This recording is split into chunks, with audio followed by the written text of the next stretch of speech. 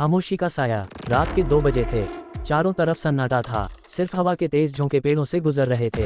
Inspector Arjun, एक युवा लेकिन तेज तर्रार अफसर, अपनी जीप में बैठे थे।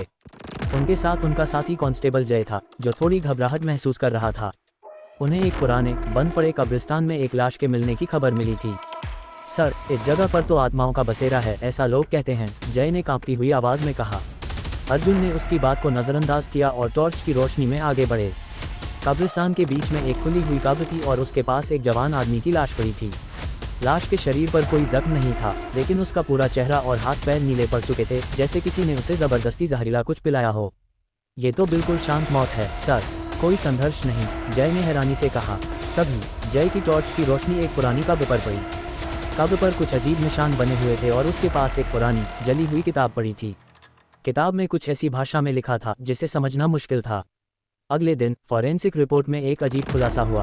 डॉक्टर रेनू, जो एक अनुभवी फॉरेंसिक विशेषज्ञ थी, ने अर्जुन को बताया कि लाश के शरीर में किसी भी तरह का जहर नहीं मिला, लेकिन उसके फेफड़ों में पानी था। ये कैसे हो सकता है? अगर वह डूबकर मरा है तो उसके शरीर पर जख्म क्यों नहीं है और वह यहाँ कब्रिस्तान में क्यों है?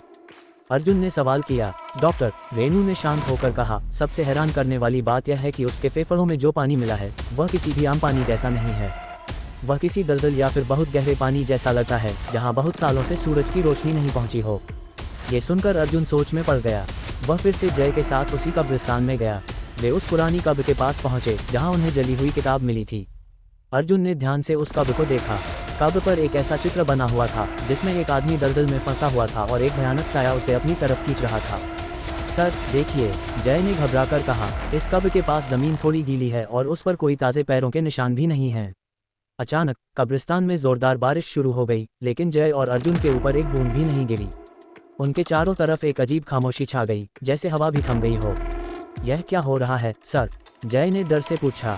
तभी कब्र के पास की जमीन धंसने लगी और वहां एक गहरा काला गड्ढा बन गया, जिसमें से अजीब सी बदबू आ रही थी। उस गड्ढे से एक काली चिपचिपी चीज बाहर निकल रही थी, जो धीरे धीरे एक साए का रूप ले रही थी।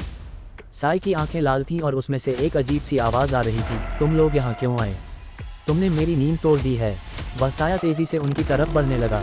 जय ने अपनी बंदूक निकाल ली, लेकिन अर्जुन ने उसे रोक दिया।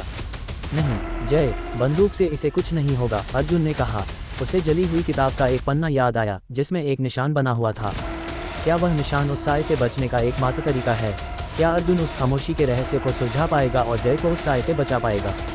ये कहानी इस तरह के मोड़ पर खत्म हो जाती है ताकि दर्शकों के मन में डर और सस्पेंस बना रहे।